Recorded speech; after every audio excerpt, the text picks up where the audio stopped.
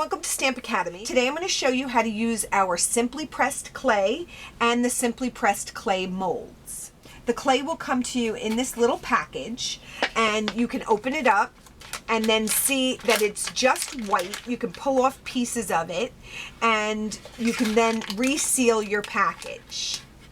I've taken one of our wood stamp cases, these are the new plastic ones, and it's just big enough for me to store both my clay and my molds. And then I just hand wrote it. You can make a label or however you choose to store this. It's just a good storage option for you. So you can do this any number of ways. What we're going to do today is we're going to open this up and we're going to just pull off a little piece of the clay, and then we're going to be making this size, so we're going to push this in here, and what I'm trying to do is get just the right amount of clay so that it fits in that space without me having any extra sticking out. So I don't want a white one, I'm going to put the color onto it, so just going to leave that out, and then I'm going to take another little piece and I'm going to see if that fits into the smaller one. So as you can see, there's too much, so let's take some of that out and then just press this in there. And it's not an exact science. You kind of have to add a little bit and then take a little bit away until you get it just the way you want it.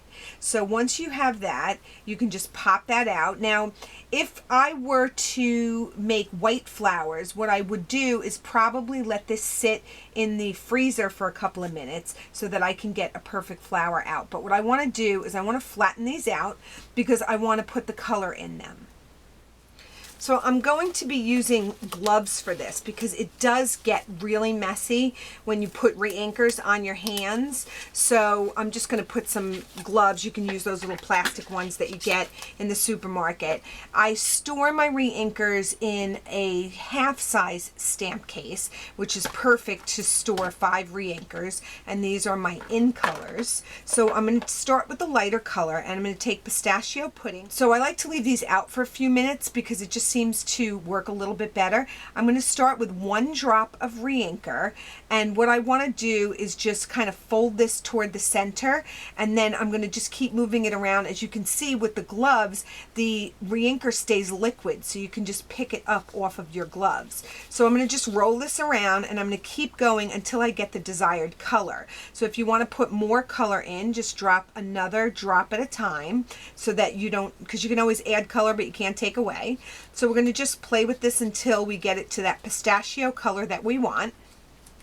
And then once I have the color uniformly distributed throughout, because as you can see right now it's darker in some areas than others, so just keep playing with it and just squashing it around until you get the desired color. And then what I'm going to do is just, I'm going to leave that out for another couple of minutes, and then I'm going to put it in my mold. Now when you put this in your mold, you can put it in the freezer for about 10 or 15 minutes and that'll just pop right out, or you can leave it in the mold overnight to dry and then pop it out. But if you're doing multiples, you can also put it in the mold and then pop it out neatly and let it dry, like you saw when I did the white one, it came right out. So I'm going to leave this out on my table because that seems to help.